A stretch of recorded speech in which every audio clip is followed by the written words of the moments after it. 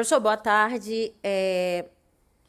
O Náutico tem a maior invencibilidade, né, do Brasil, jogando fora de casa. Queria que tu falasse a que tu atribui, qual é o segredo realmente dessa marca tão grande e se ela acaba aumentando a confiança para esse jogo contra o Ceará. Boa tarde. Aumenta muito a confiança dos atletas, não tenho dúvida. O discurso do nosso capitão Vinícius no último jogo que a gente fez fora de casa, antes do jogo, foi em cima um pouco disso. Ele lembrou que nós tínhamos um perfil de jogo muito positivo fora de casa. Ele não falou sobre os números, que eles não tinham sido expostos ainda. Na verdade, até a entrevista que eu dei após os jogos, demonstrei isso, falei sobre os números, mas sem a consciência da grandeza desses números que vieram à tona agora. Então, mas a gente já tinha uma percepção, fiz esse comentário naquela entrevista, que provavelmente dentro da Série B e da Série C a gente era o time com a maior invencibilidade, e agora compondo a Série A com a boa análise que foi feita em cima daquela reportagem. E a gente tem sim esse nível de confiança muito grande, até pela forma que nós propomos o jogo. A ideia nossa é não mudar, dentro, fora de casa. Nós temos quase um ano de trabalho aqui em conjunto com os atletas e esse discurso ficou muito ratificado. Nós não mudamos a característica de jogo, nós sempre tentamos impor o mesmo perfil, a mesma condição para o adversário, não importa se nós estamos jogando dentro ou fora de casa. E, na minha opinião, também existem alguns aspectos muito positivos. Alguns estão correlacionados a bons gramados, não tenho dúvida. A gente é bem exigente com relação a isso. Acho que o clube também está tendo essa compreensão. Acho que isso vai facilitar também a gente ter um nível de jogo muito bom dentro de casa. A gente está olhando para isso com carinho. Eu sei que o clube está planejando essa reestruturação em todos os aspectos, mas sobre o jogo, os jogos fora de casa, sim, nós temos um nível de confiança grande, baseado no que foi construído por eles, mas tudo que você constrói traz também uma responsabilidade muito grande, de ter esse nível de demonstração, esse nível de qualidade fora de casa, ter uma manutenção. A gente sabe que vai pegar uma equipe que a gente viu ontem, o poderio que tem, né, ao fazer um resultado com um a menos, né, num clássico. Então, nós estamos nos acompanhando bem, mas estamos também muito conscientes daquilo que a gente pode realizar nesse jogo fora de casa. Guilherme, recentemente numa entrevista você chegou a falar da parte psicológica, né, da importância do resultado positivo para isso, para o trabalho do dia a dia. E o futebol ele é muito engraçado porque há uma semana a gente estava falando que o Náutico estava há 3 jogos sem vencer e hoje já são 2 vitórias consecutivas. Na prática, se você pudesse dar exemplo no dia a dia aqui no trabalho com os jogadores, o que é que isso muda, esse momento bom em termos de resultado? Muda astral do ambiente, nível de tensão, muda inclusive a expressão do atleta. Eu sou muito ligado à observação. Para quem trabalha com liderança, trabalha comandando pessoas, você tem que ter uma percepção muito grande com relação ao clima, ao ambiente, a forma que a pessoa chega no ambiente, como que ela está, o estado realmente. E tudo isso você consegue perceber com a vitória e com a derrota. O semblante do atleta, ele modifica, e alguns mais, outros menos, naturalmente. Alguns são mais expressivos, outros menos, uns são mais falantes, outros menos, e você consegue, com a convivência excessiva com essas pessoas, e não só com os atletas, mas com o grupo de trabalho, você consegue ter essa percepção de como está o ambiente, e precisa ter, até para a gente poder abordar da melhor forma possível, mediante qualquer tipo de circunstância que a gente vai viver dentro da temporada. Vivemos aqui momentos muito positivos, momentos de tensão, sim, o ano passado, esse ano já. E eu acho que a boa liderança ela precisa ser perspicaz ao ponto de ter essa percepção e poder abordar da melhor forma para que você volte ao eixo, volte ao trilho e consiga manter esse ambiente positivo. E ele também não pode ser excessivo, né, na positividade, porque você tem que ter sempre muita atenção com o ego, nesses momentos que começam a se tornar positivos. Então, esse eu acho que é o grande desafio das pessoas que lideram, que somos nós, eu, o professor, o staff dentro das suas cada um dentro da sua área, e eu acho que é fundamental você ter essa ótica para o que você citou. Como está o ambiente, como está essa atmosfera, e a gente possa gerir isso da melhor forma para ter uma manutenção de resultados positivos. Professor, eu vou voltar à questão da invencibilidade do Ceará. Se esse jogo ele passa a ser o maior teste do Náutico para manter essa sequência, né, de invencibilidade jogando fora de casa, e se tu enxerga o Ceará como um desafio, se dá para dizer que é um teste mesmo para avaliar se o patamar do Náutico, vou botar assim, se o time ali tá realmente muito pronto, né, para essa briga pelo título, pelo acesso. Seria um divisor de águas esse jogo agora? Eu acho que o grande divisor de águas foi o jogo do Atlético Goianiense.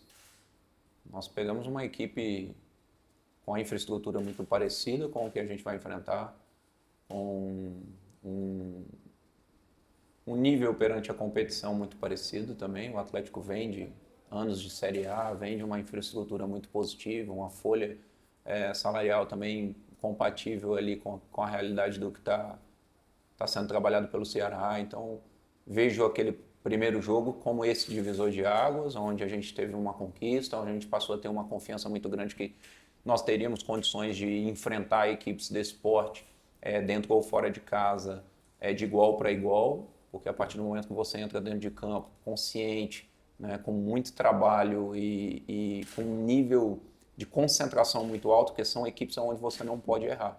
E a gente viu ontem, volto a dizer, foi uma equipe cirúrgica, a equipe do Ceará, apesar do jogo, é clássico, é difícil, às vezes um clássico ele não é muito bom, muito plástico, né? Diferente, por exemplo, do nosso primeiro jogo contra o Sport, que eu acho que foi um clássico excepcional de ser visto. O de ontem que a gente viu do Ceará, tecnicamente não achei um grande jogo, mas foi um jogo decisivo por parte, principalmente, da equipe do Ceará. E nós temos que ter essa atenção. É um time que sabe muito bem onde está jogando, sabe muito bem onde quer chegar.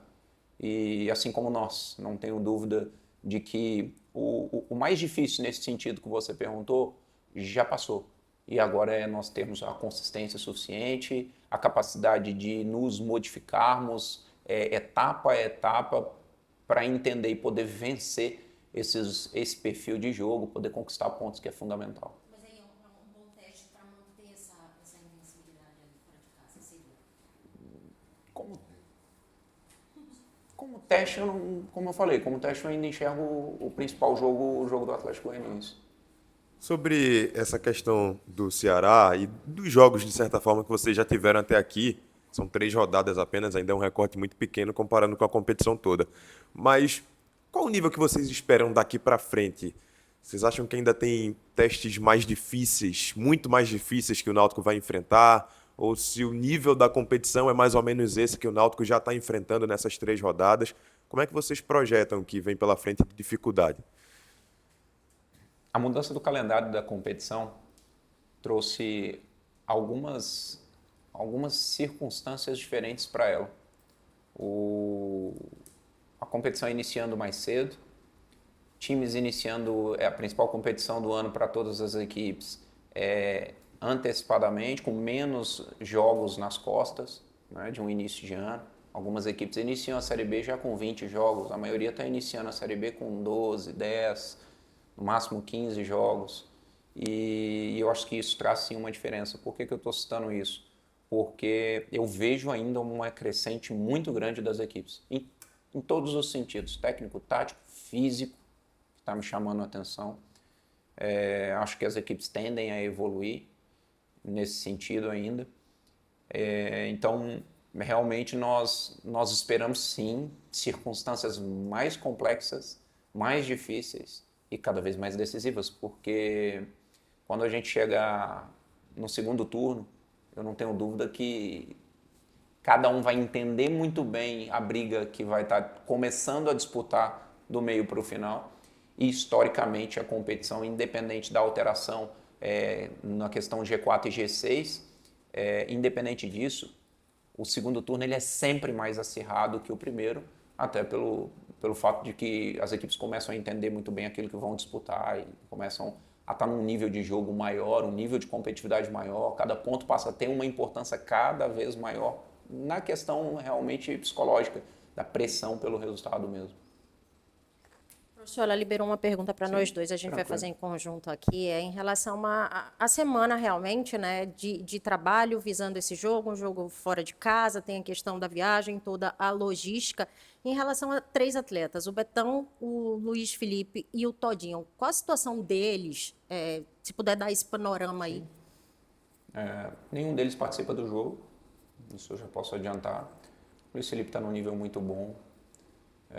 O Todinho a gente precisa ter o entendimento de que existe um fortalecimento para ser feito para que o atleta não venha a ter algum tipo de lesão decorrente à cirurgia. Não é uma lesão correlacionada ao joelho, não, é mais a questão muscular do que articular. Isso foi o que o departamento nos passou e a gente trabalha muito em conjunto, diariamente a gente vem analisando os atletas. Então o Luiz Felipe já está num estágio muito positivo, né? Se fosse, acredito eu que se fosse muito necessário, era um atleta que a gente poderia estar empurrando um pouquinho para ele estar apto para jogo, mas a vantagem de você ter um grupo é fundamental até mesmo para você preservar o atleta e ter ele, né, mais inteiro, na maneira de dizer. E o outro atleta, Betão, realmente também está fora de jogo porque o grau da lesão dele foi um pouquinho mais complexo. A gente espera que o quanto antes. É muito relativo a lesão que ele teve, porque é adutor. E adutor, ele é um músculo auxiliar. Né? Eu estou falando aqui com o conhecimento do que me passam. Naturalmente eu tenho também a experiência, mas as melhores pessoas para falar são naturalmente os médicos e fisioterapeutas, mas tudo aquilo que a gente vem discutindo é que ele tem uma lesão no músculo auxiliar. E aí, dependendo, a gente consegue colocar ele para dentro de campo um pouco antes daquilo que seria uma lesão posterior de coxa, principalmente, que é um músculo extremamente utilizado, né, tanto no arranque quanto na frenagem, principalmente. Então, o cenário é esse, mas a gente está com o restante do grupo totalmente apto. Existirão, sim, algumas alternâncias de acordo com a necessidade.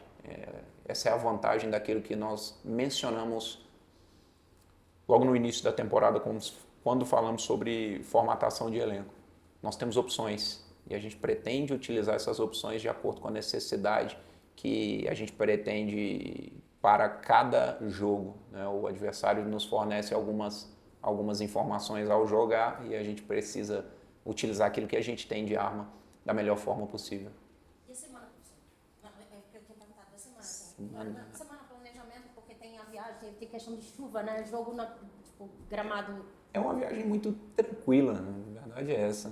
Viagem muito bem desenvolvida. Eu sempre falei isso desde a primeira vez que a gente trabalhou aqui e sigo pensando dessa forma. O departamento nosso de logística é muito competente. Trabalha com boa disponibilidade agora, melhor disponibilidade financeira. Eu acho que tudo pode melhorar, então, mas trabalha com boa disponibilidade, trabalha com entendimento do clube muito positivo com relação à logística, então a gente investe na logística e isso tem uma importância muito grande para você performar nos jogos fora de casa. Então a gente está indo num voo direto, a gente, como o Brunão, que é o profissional principal envolvido, tem excelente relação, está conseguindo excelentes voos, então a gente consegue voos diretos, a gente sempre busca levar os atletas num horário que seja positivo para você treinar e para você sair daqui sem prejudicar sono, sem prejudicar janela de alimentação, e se tiver qualquer tipo de ação nesse sentido, necessidade de ação nesse sentido, a gente tem o envolvimento da nutricionista que viaja conosco, fisioterapeuta viajando. Nós temos uma delegação hoje com 39 pessoas e o clube compreendeu a necessidade desses profissionais, compreendeu a necessidade da gente ter 23 atletas dentro da delegação e eu sou extremamente grato ao clube porque a visão do clube ela é positiva dentro daquilo que a gente pode. Se nós podemos, nós vamos fazer e não tem aquele entendimento da escassez, não, pelo contrário, tem o entendimento de que é um investimento e a gente pode colher resultado assim como a gente vem colhendo fora de casa.